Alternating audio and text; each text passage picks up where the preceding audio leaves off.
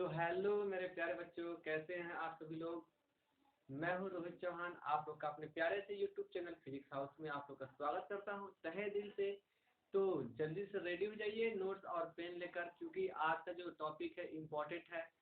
कुछ स्टूडेंट्स के डिमांड से आज हम मैथमेटिकल फिजिक्स का एक चैप्टर लेकर आए हैं, वेक्टर अलजेब्रा, जो कि बहुत ही इम्पोर्टेंट है। तो आज हम इस चैप्टर से related basic information, basic knowledge पर आज हम डिस्कस करने वाले हैं। तो कई स्टूडेंट्स चलते हैं, क्योंकि टाइम को ज़्यादा बर्बाद न करते हुए, क्योंकि हमें मेन फोकस हमें अपने स्टडी पर देना है। ठीक है, तो चलते हैं। देखिए स्टूडेंट्स, आज हम लोग बात करने वाले हैं वेक्टर की।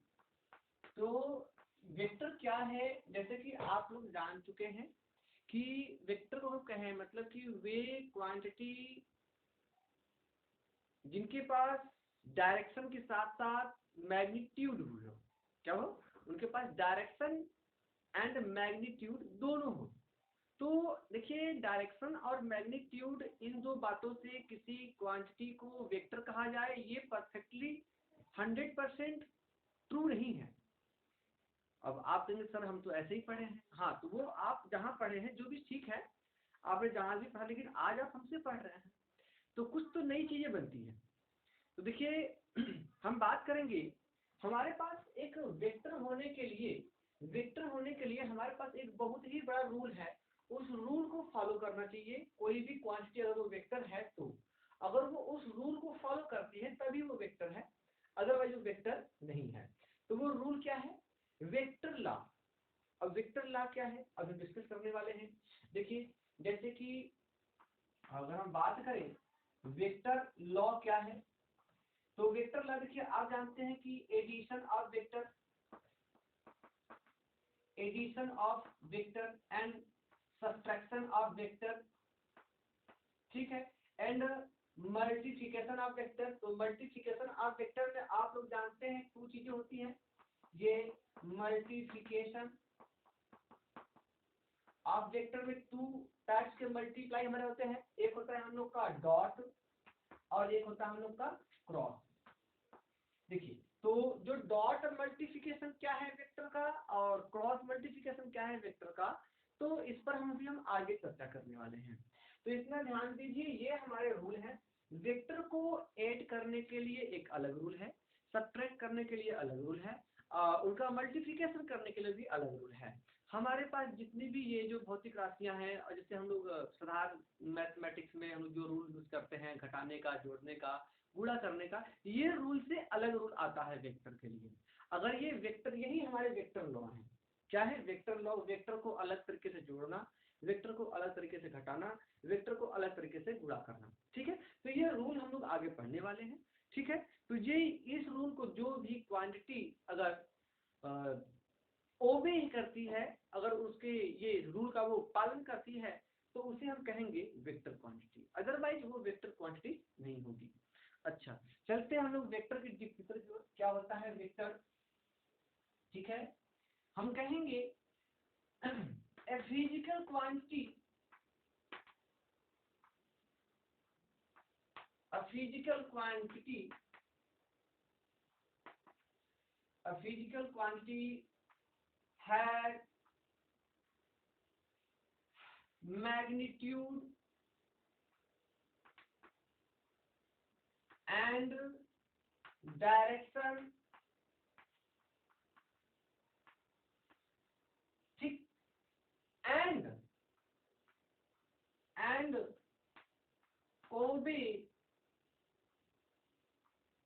law of vector is called vector. इसका मतलब क्या है? वे फिजिकल क्वांटिटी, वे भौतिक राशि जिनके पास मैग्नीट्यूड एंड डायरेक्शन दोनों होता है, उसके साथ साथ वो वेक्टर्स लॉ को वो फॉलो भी करे, तो उसे हम कहेंगे वेक्टर क्वांटिटी। ठीक है। अच्छा बच्चों, ये बात आती है वेक्टर क्वांटिटी, जैसे हम बात करने वाले हैं कि एग्जाम्पल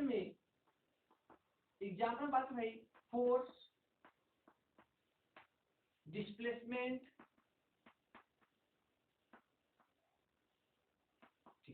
अच्छा, ये जो फोर्स है, डिस्प्लेसमेंट है, इनको डायरेक्शन देने की जरूरत क्यों है? मैं कहूँ कि फोर्स में डायरेक्शन देने की जरूरत क्यों है, क्यों इसमें दिशा है? ये मतलब हम कहें why need to direction of vector, मतलब किसी भी वेक्टर को डायरेक्शन की आवश्यकता क्यों है? अच्छा, इसे थोड़ा सा आप लोग नोट कर सकते हैं या इसका आप स्क्रीन शॉट ले सकते हैं। अच्छा, तो हम चलते हैं, इतनी बात हो गई मेरे पास। अच्छा, देखिए उसके बारे में बात करते हैं भाई, रिप्रेजेंटेशन ऑफ वेक्टर क्या है भाई? रिप्रेजेंटेशन ऑफ वेक्टर, हम एक वेक्टर को रिप्रेजेंट कैसे करते हैं? वेक्टर को रिप्रेजेंट करने के लिए डायरेक्शन की आवश्यकता होती है। अब सोचो ध्यान से, पहले हम ये करते हैं, हमारे पास एक क्वेश्चन है why need direction of vector. हम कहें भाई एक ये डायरेक्शन है, ठीक है, आप समझिए किसी भी वेक्टर के लिए डायरेक्शन क्यों जरूरी है? मेरा ये प्रश्न है, किसी भी वेक्टर के लिए डायरेक्शन क्यों जरूरी है? अब सोचो ध्यान से, मैं आपको एक स्टोरी सुना रहा हूँ, इतना ध्यान दीजिए आप, तो इसे थोड़ा हम साफ करेंगे क्योंकि अच्छा, मेरे पास समझ लो एक कार है,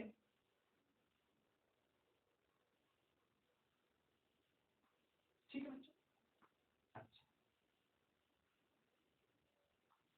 देखिए अब ये कार है, ये कार ऑन द रोड चल रही है।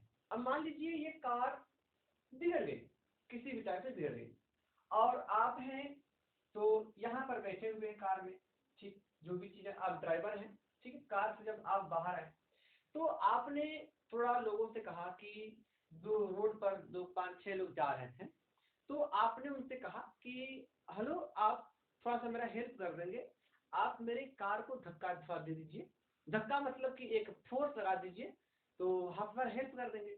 तो उन्होंने कहा कि हाँ हाँ, हम आपके कार को धक्का लगा देंगे। लेकिन जब आप जैसे ही कार के सीट पर बैठे, ड्राइविंग सीट पर आप बैठे, तो उन लोगों ने क्या किया, कार को बगल से, पीछे से नहीं, बगल से कार को धक्का देने लगे, तो आपकी कार तो गिरते गिरते बची। अरे आप कार से निकलते हैं, अरे भैया आप धक्का क्यों ऐसे क्यों लगा रहे हो? तुमने कहा कि अरे आपने तो कहा था धक्का लगाने के लिए, हम तो धक्का लगा रहे हैं। अच्छा, तुमने कह रही भाई पीछे से धक्का लगाओ, तो उन्होंने कहा कि ओ, आपको डायरेक्शन तो बताना चाहिए ना कि भाई मैं धक्का कैसे लगाऊं, चाहे मैं धक्का पीछे से इसको आगे की ओर लगाऊं, चाहे भाई, या मैं धक्का इधर से लगाऊं, मतलब फोर्स, धक्का में क्या भाई, फोर्स, ये जो फोर्स है इनको बताना नहीं सकते। देखो भाई, कार को तो धक्का हम किसी भी प्रकार लगा सकते हैं। वो लोग जो चार व्यक्ति थे जो उससे आपने रिक्वेस्ट की कि आप हमारे कार को थोड़ा सा फोर्स कीजिए, थोड़ा सा फोर्स कीजिए, तो सोचिए, तो आपको उन लोगों को फोर्स करने से पहले आपको बताना चाहिए कि आप मेरे कार को पीछे से आगे की ओर फोर्स करिए। आई कि नहीं बात समझ में?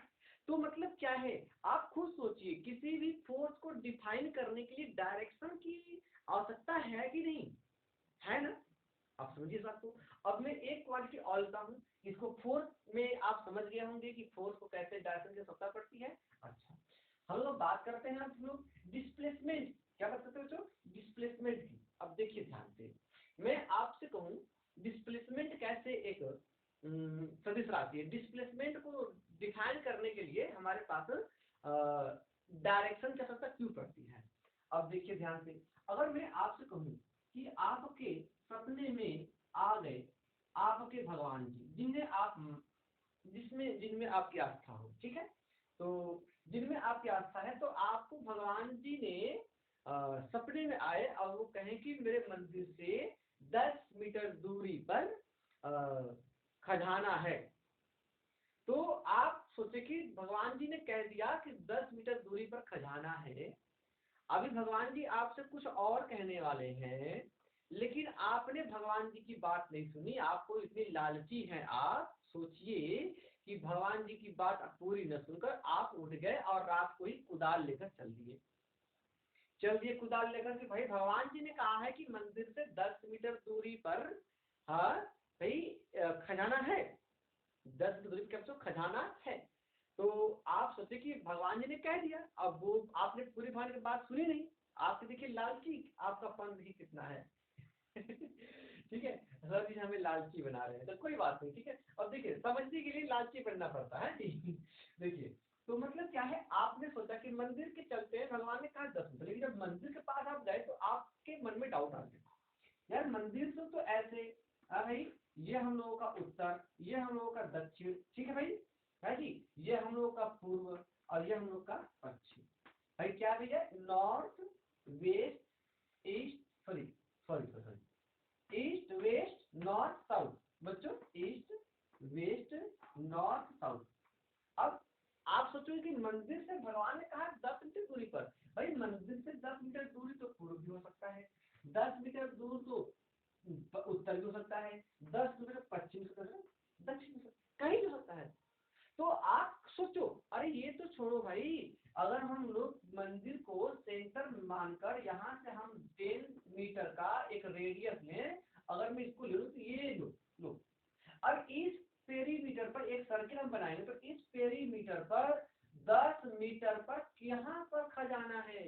आपको ढूंढते ढूंढते ढूंढते खोजते खोजते खोजते सुबह हो गई, लोग आपको घेर लिए कि चोर चोर चोर चोर पकड़ा गया, और आप सुबह आपकी बोहनी होगी, आपने सुना ही नहीं कि वहां भाई भगवान जी बोले कि अरे यार मंदिर से ईस्ट, मंदिर से उत्तर और पूर्व में 30 डिग्री एंगल पर है, कहाँ पर है, देखो डायरेक्शन की सोचो, एक डायरेक्शन में जानने से आपको कितना प्रॉब्लम होगी, मतलब जो डिस्प्लेसमेंट है, डिस्प्लेसमेंट में भी डायरेक्शन क्या सकता पड़ती है बच्चों।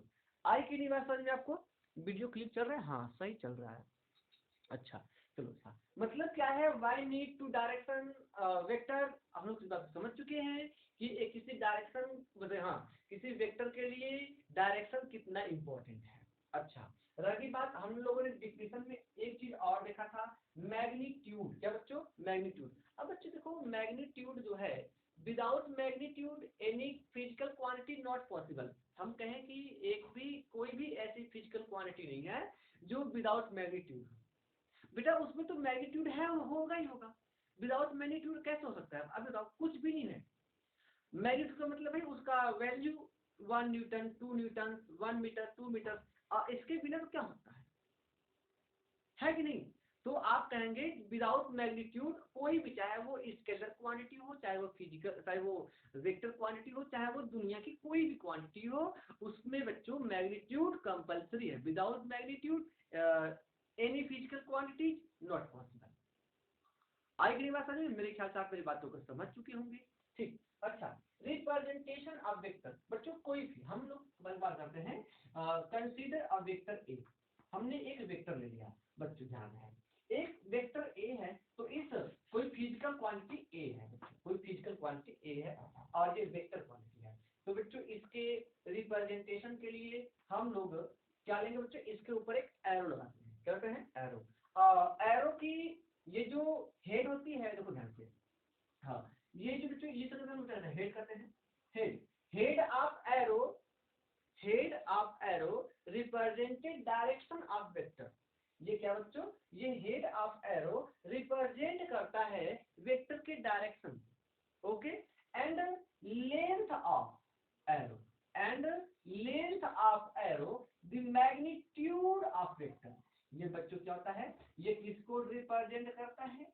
मैग्नीट्यूड, आई की नहीं बात समझ में, मैग्नीट्यूड को ये रिप्रेजेंट करता है, length of vector represent magnitude of vector, and arrow head of arrow, head of arrow represent direction of vector. आई की नहीं बात समझ में, इस बात को आप मेरे ख्याल से समझ चुके होंगे। ओके स्टूडेंट्स, अब चलते हैं नेक्स्ट टॉपिक पर। अच्छा कुछ प्रॉपर्टी हम लोग एंगल के वेक्टर के बारे में देखते हैं, तो रिप्रेजेंटेशन ऑफ वेक्टर हम समझ चुके हैं। अच्छा अब हम बात करने वाले हैं एंगल ऑफ वेक्टर,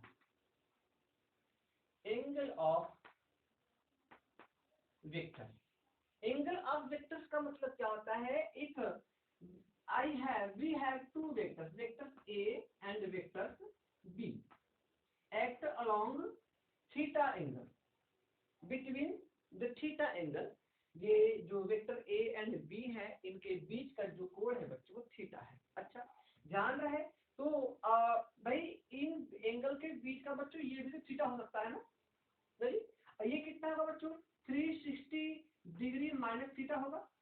आज बात समझ में, अगर इसको हम बात करें अगर ये वाला एंगल 60 डिग्री होगा तो बच्चों ये वाला एंगल कितना है बच्चों, थीटा इक्वल टू 60 डिग्री है, ये एंगल कितना है बच्चों 300 डिग्री, 300 डिग्री।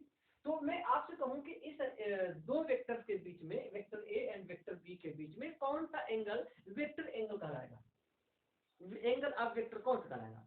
तो बच्चों ध्यान रहे कभी भी दो वेक्टर के बीच का जो लेस वेक्टर होता है वही एंगल ऑफ वेक्टर का होता है। आएगी नहीं बात समझ में, मतलब क्या है, दो वेक्टर के बीच का सबसे छोटा कोण वही बच्चों क्या कहलाएगा, सबसे छोटा कोण जो बच्चों होगा वही बच्चों कहलाएगा उसका हमारा एंगल के बीच का वेक्टर। अब ध्यान रहे तो एंगल के बीच का वेक्टर निकालने के लिए बच्चों पहले आपको ये पता होना चाहिए कि वेक्टर के पूंछ से पूंछ मिला होना चाहिए। अब ध्यान दीजिए यह एक वेक्टर है, अगर मैं आपसे कहूं कि ये वेक्टर ए है और ये वेक्टर बी है ना बच्चों। अब ध्यान रहे अब यहाँ पर का जो एंगल है वो बच्चों है हमारे पास 120, क्या बच्चों 120 ये एंगल। तो मैं आपसे कहूं कि आप मुझे बताइए vector A and vector B के बीच का एंगल क्या है, तो आप कहोगे सर 120, नहीं बच्चों गलत है, 120 क्या है बच्चों गलत है। देखिए किसी भी दो वेक्टर के बीच का एंगल हम तभी बता पाएंगे जब उनके वेक्टर के सॉरी जब दोनों वेक्टर के टेल से टेल मिले हो। टेल का मतलब क्या था बच्चों, ये हो गया एरो, ये हो गया मतलब टेल। जब इनके टेल से टेल आप मिलाएंगे तो वो जो वेक्टर होगा वो जो एंगल होगा उनके बीच का वो कहलाएगा हम लोग का एंगल ऑफ वेक्टर। ये बहुत ही इंपॉर्टेंट है बच्चों, एंगल ऑफ वेक्टर निकालने के लिए बच्चों को बहुत सारी इसमें प्रॉब्लम्स होती हैं, ऐसी बात नहीं है। अब देखो बच्चों, अब मैं इतना ध्यान रहे कि अब फर्स्ट को निकालते हैं, ठीक है। अच्छा अब देखिए हमने भी सीखा कि भाई कि दो वेक्टर के बीच का जो सबसे छोटा कोण होता है वो हमारा होता है एंगल ऑफ वेक्टर। तो मुझे इसको निकालना है।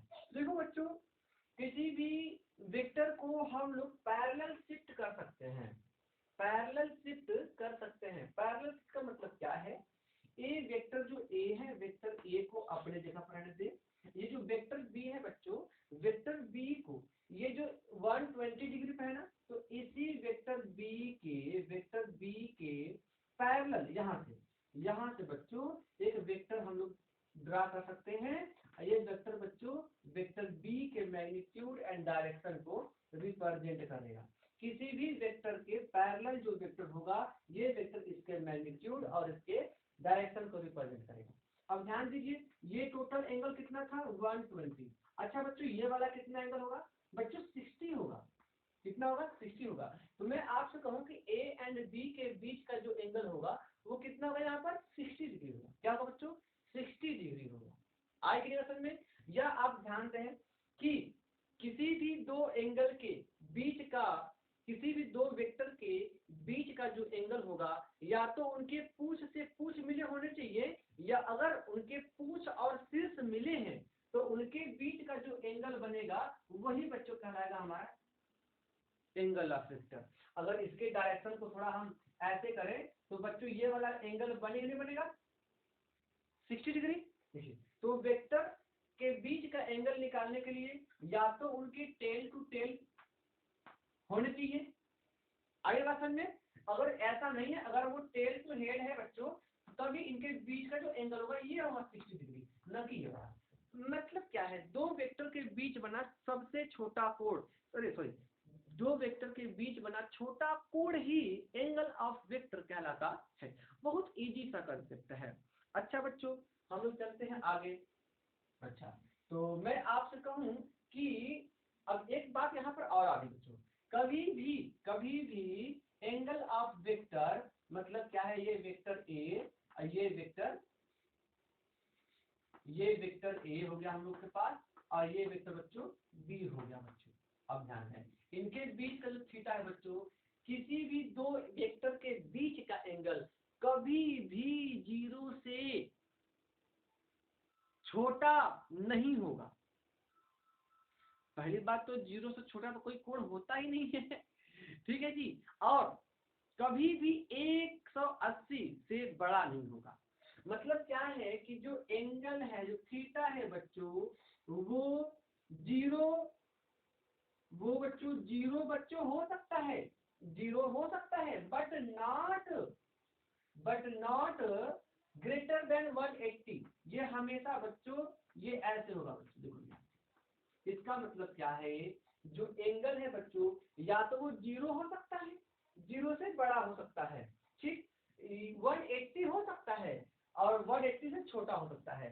कभी भी दो वेक्टर के बीच का एंगल 180 से कभी बड़ा नहीं होता। इस बात को अपने दिमाग में आप लॉक कर लीजिए। आई कि नहीं बात समझ में? इस बात को अपने दिमाग में आप लॉक कर लीजिए। किसी भी दो वेक्टर के बीच का एंगल मेरे स्टूडेंट्स कभी भी 180 से बड़ा नहीं होता। इस बात को आप ध्यान दीजिएगा, ठीक है? आई कि नहीं बात समझ में? वीडियो एकदम सही चल रही है। अरे कितना जल्दी 20 मिनट हो गए भाई, हमें तो कुछ नहीं सुन रहा है। अच्छा चलते हैं स्टूडेंट्स आगे हम लोग। अच्छा अब हम लोगों ने पढ़ लिया रिप्रेजेंटेशन ऑफ वेक्टर पढ़ लिया, ठीक है। अब हम लोग पढ़ेंगे बच्चों टाइप्स ऑफ वेक्टर। अच्छा टाइप्स ऑफ वेक्टर क्या होंगे? तो पहला हमारे पास वेक्टर है इक्वल वेक्टर। इक्वल वेक्टर बच्चों, अच्छा इक्वल वेक्टर क्या होता है? देखो बच्चों, whose vector have same magnitude and same direction। ये दो चीजें हैं बच्चों।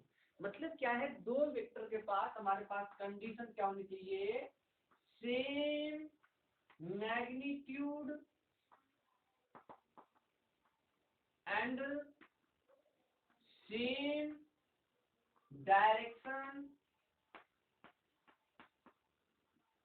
एंड थर्ड ना सेम फिजिकल क्वांटिटी।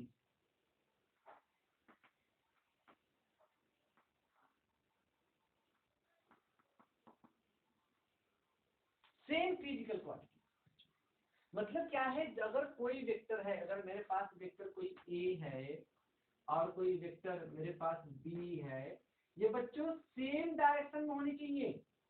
ये सेम डायरेक्शन बच्चों, और इनकी जो वेक्टर ए है, वेक्टर ए का मैग्नीट्यूड और वेक्टर बी का मैग्नीट्यूड बच्चों इक्वल होना चाहिए। और इसके साथ साथ ये एक ही भौतिक राशि को रिप्रेजेंट करनी चाहिए। दो वेक्टर आपस में इक्वल वेक्टर तभी कहे जाएंगे जब वो उनके पास same direction, same magnitude and represent same physical quantities. ये तीन बातों का ध्यान देना है। मतलब कोई भी दो वेक्टर आपस में इक्वल वेक्टर हो सकता है, लेकिन उसके हमारे पास शर्त है, ठीक है? वो उनका परिमाण बराबर हो, उनका दिशा बराबर हो, उसके साथ साथ तीसरी इंपॉर्टेंट पॉइंट है कि वे एक ही भौतिक राशि को दर्शाती है। आई कि नहीं बात समझ में? मेरे ख्याल से आप इस बात को समझ चुके होंगे। अच्छा तो चलते हैं हम उसको आगे करते हैं, चलो। हमारे पास इक्वल वेक्टर हो गया। अच्छा अब हम बात करते हैं पैरेलल वेक्टर। पैरेलल वेक्टर बच्चों, पैरेलल वेक्टर, पैरेलल वेक्टर। अब ध्यान रहे, अगर कोई वेक्टर ए है, ठीक, और ये कोई वेक्टर बच्चों बी है, vector A and B is called parallel vector, ठीक है, when the direction of vector is same। ठीक है बच्चों, अगर कोई वेक्टर आपस में पैरेलल वेक्टर कहलाएंगी, उनके बीच का जो इनकी जो डायरेक्शन है बच्चों वो सेम होनी चाहिए। आई की समझ में? ये सेम डायरेक्शन में हो, आई की समझ, तभी कर चुका है पैरेलल कहलाएंगे, है ना? और इसमें से कोई भी एक वेक्टर, कोई भी ए चाहे बी, जीरो नहीं होना चाहिए, जीरो नहीं होना चाहिए। वो क्यों? क्योंकि जीरो वेक्टर की जो डायरेक्शन है बच्चों वो डिफाइन ही नहीं है। हम लोग आगे पढ़ेंगे कि जीरो वेक्टर आएगा, इसमें से ए एंड बी कोई भी वेक्टर बच्चों जीरो नहीं होना चाहिए, ये पैरेलल हो और इनकी डायरेक्शन सेम हो। ये कोई दूसरी फिजिकल क्वांटिटी हो, बी भी चाहे कोई दूसरी फिजिकल क्वांटिटी हो, उससे दिक्कत नहीं है। ये पैरेलल तभी कहलाएंगे जब इनके डायरेक्शन सेम हो और ये आपस में पैरेलल हो, और इसमें से कोई भी एक ए चाहे बी कोई भी बच्चों जीरो नहीं होना चाहिए। अगर जीरो होगा तो ये पैरेलल वेक्टर निकलेंगे। ठीक, अच्छा अब समझ आए इसको। देखिए अब क्या बच्चों एंटी पैरेलल वेक्टर, तो एंटी पैरेलल क्या बच्चों, एंटी पैरेलल वही बात होगी, एक वेक्टर आगे की ओर है तो एक वेक्टर बच्चों पीछे की ओर है। मतलब क्या है कि दो वेक्टर की जो डायरेक्शन है वो बच्चों अपोजिट हो, एक दूसरे के अपोजिट हो, आई ना समझे। और इसमें से कोई भी एक वेक्टर जीरो नहीं होना चाहिए, इस बात को आपको ध्यान रखना पड़ेगा। ठीक है, एंड चलते हैं आगे हम लोग collinear vector. Collinear vector, collinear, देखिए कोलीनियर वेक्टर की अगर बात करते हैं तो वे दो वेक्टर जिनके बीच का एंगल या तो थीटा हो या तो 0 डिग्री हो या तो वो 180 हो। मतलब क्या है, हमारे पास एक लाइन है, इसी लाइन पर एक वेक्टर ए है ऐसे, और यही समझे एक वेक्टर बच्चों बी, आई की नहीं समझ में। मतलब क्या है बच्चों, vector A and vector B ये बच्चों act on the same line. when vector A and vector B act on the same line is called collinear vector। जब वेक्टर A और वेक्टर B एक ही रेखा पर कार्यरत हो तो उन्हें हम समरेखीय वेक्टर कहते हैं। इसकी हिंदी होती है समरेखीय वेक्टर। अच्छा कभी ध्यान दीजिए, ये भी एक समरेखीय वेक्टर है। अगर मैं कहूं आपसे वेक्टर A ऐसे हो जाए और इसी के ऊपर ये वेक्टर बच्चों B हो जाए, ध्यान इस बात को, तो ये बच्चों क्या है, यहाँ पर ए और बी के बीच जो थीटा होगा बच्चों को कितना होगा बच्चों, डिग्री हो 0 डिग्री, और यहाँ पे क्या बच्चों 180, क्या बच्चों 180। अब ध्यान रहे कोलीनियर वेक्टर के बीच या तो एंगल 0 डिग्री बनता है या तो एंगल 180 बनता है। इस बात से आप लोग मेरे ख्याल समझ होंगे। देखिए मैं थोड़ा फास्ट ये कर रहा हूँ क्योंकि ये बेसिक चीजें हैं, इसको हम लोग चलने वाले हैं, आगे पढ़ने वाले हैं, खूब अच्छे न्यूमेरिकल हल करेंगे, हम लोग सॉल्व करेंगे आज बस में इसे हम सॉल्व। अच्छा अब देखिए ध्यान से, अब हम लोग बात करने वाले हैं जीरो वेक्टर। आगे हम जीरो वेक्टर पर, जीरो वेक्टर तो हम कहेंगे बच्चों जीरो वेक्टर कौन सा वेक्टर होता है, इसके नाम से पता चल रहा है बच्चा, जीरो वेक्टर, जीरो में जीरो, हम कहेंगे दे वेक्टर है, ठीक है। if a vector has zero magnitude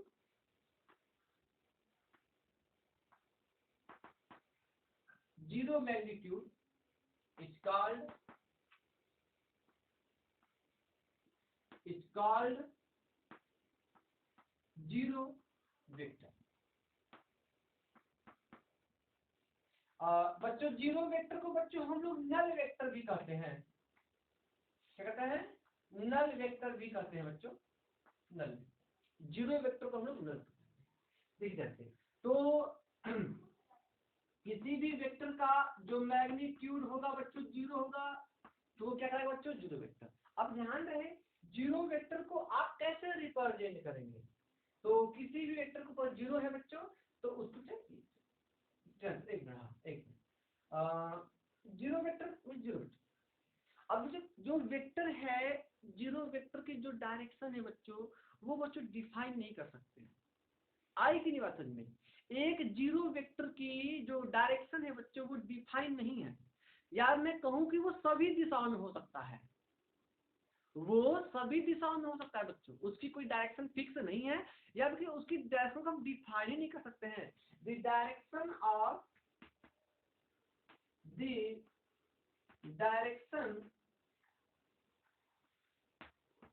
of zero vector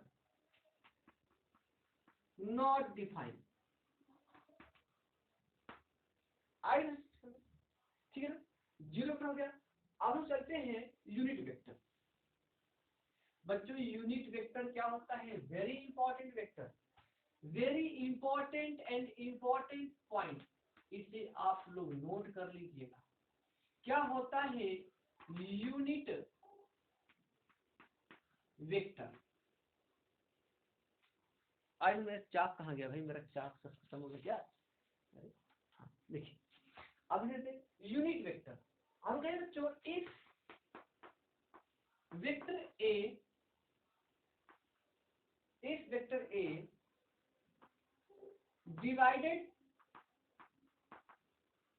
divided by its magnitude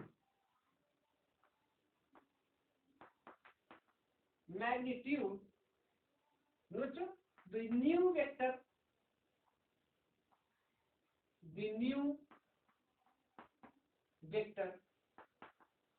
is called unit vector. अच्छा, मतलब क्या है? अगर हमारे पास कोई वेक्टर है बच्चों, ये है, और बच्चों इसका जो मैग्नीट्यूड, इसका जो बच्चों होगा मैग्नीट्यूड जो होगा बच्चों, वो वेक्टर ए का मैग्नीट्यूड होगा। तो अगर मैं आपसे बात कहूं, किसी वेक्टर को अगर मैं डिवाइड कर दूं उसी के मैग्नीट्यूड से, तो बच्चों जो वेक्टर बनेगा वो हम क्या कहलाएगा? Unit vector. आइए समझ में, कभी किसी वेक्टर को अगर हम डिवाइड करें उसी के मैग्नीट्यूड से, तो कहलाएगा हम लोग का यूनिट वेक्टर। अच्छा बच्चों, यूनिट वेक्टर तो ये बातें हो गई। जो यूनिट वेक्टर होता है ना स्टूडेंट, यूनिट वेक्टर का बच्चों जो मैग्नीट्यूड होता है वो ऑलवेज 1 होता है। ये जो वैल्यू है बच्चों, ये ऑलवेज बच्चों 1 आएगी। आएगा में मतलब क्या है? यूनिट वेक्टर है मैग्नीट्यूड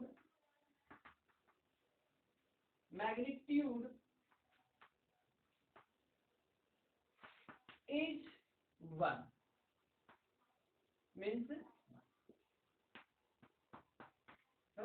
मतलब क्या है?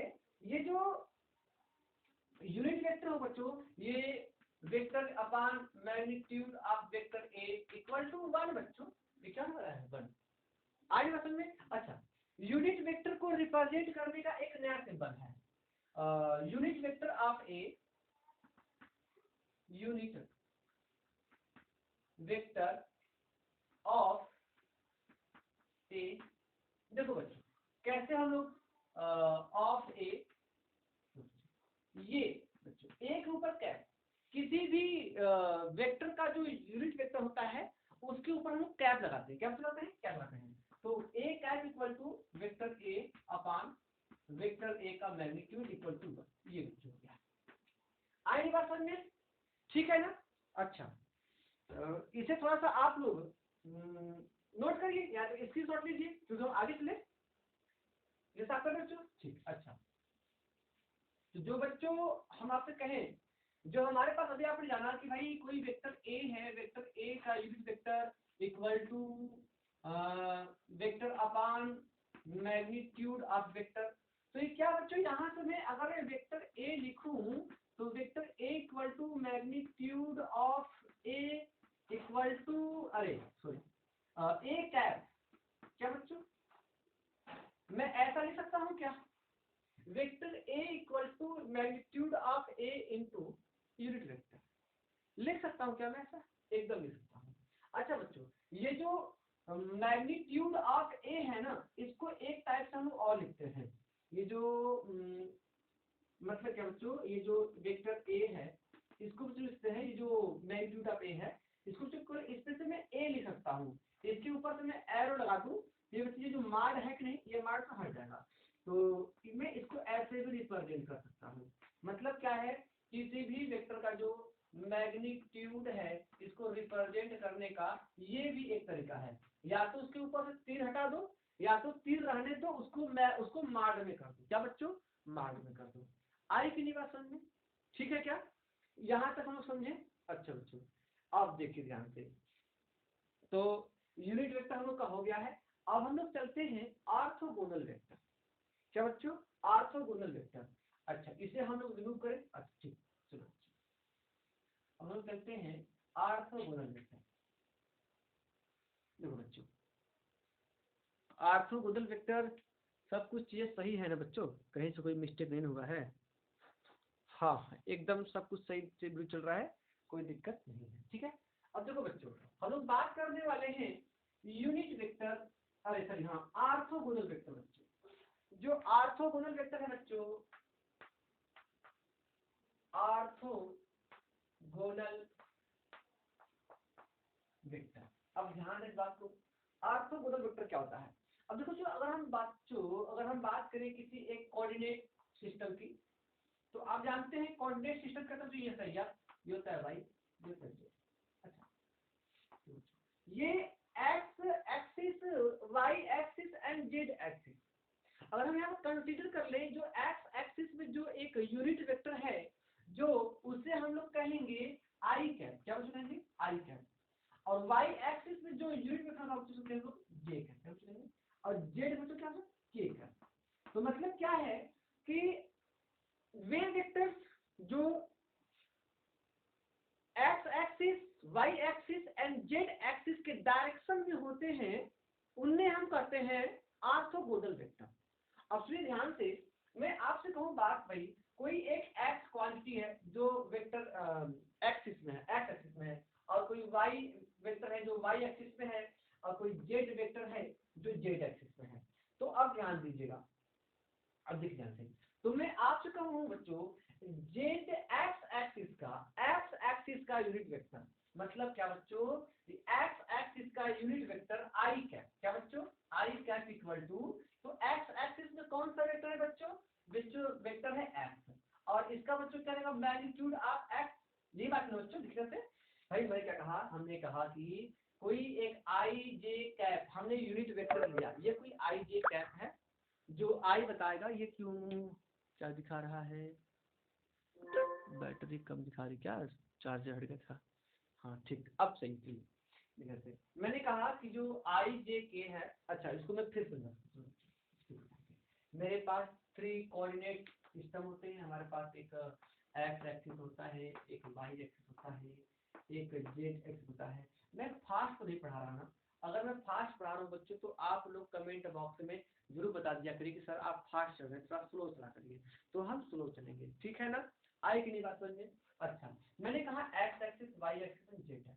अब ध्यान दीजिए, मैंने कहा कि एक्स एक्सिस में कोई मैं एक यूनिट वेक्टर लेता हूँ, और उस यूनिट वेक्टर को बच्चों मैंने नाम दिया आई कैप। क्या बच्चों? आई कैप। और बच्चों वाई एक्सिस में जो यूनिट वेक्टर है उसे मैंने कहा बच्चों जे। क्या बच्चों? ये के है। मैंने कहा कि एक्स एक्सिस की डायरेक्शन को बताएगा हमारा आई कैप, और वाई एक्सिस डायरेक्शन को बताएगा हमारा जे कैप, और जेड जेड एक्सिस को के कैप। अच्छा अब ध्यान रहे, मैं आपसे कहूं कि कोई एक मैं एक्स एक्सिस में कोई एक वेक्टर ले रहा हूँ एक्स।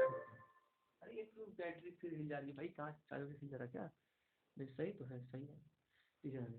अब देखिए ध्यान से, तो फिर कहाँ से हिल रहा है?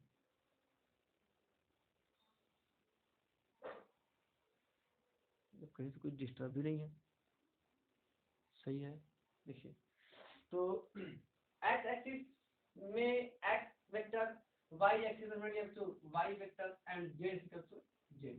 अब ध्यान दें, मैं आपसे कहूं कि ये जो आई वेक्टर है मैग्नीट्यूड एक्स एक्सिस का है, unit vector i cap x axis unit vector है, तो आई कैप इक्वल टू क्या होगा? I cap equal to x axis में वेक्टर कौन? X upon magnitude of x.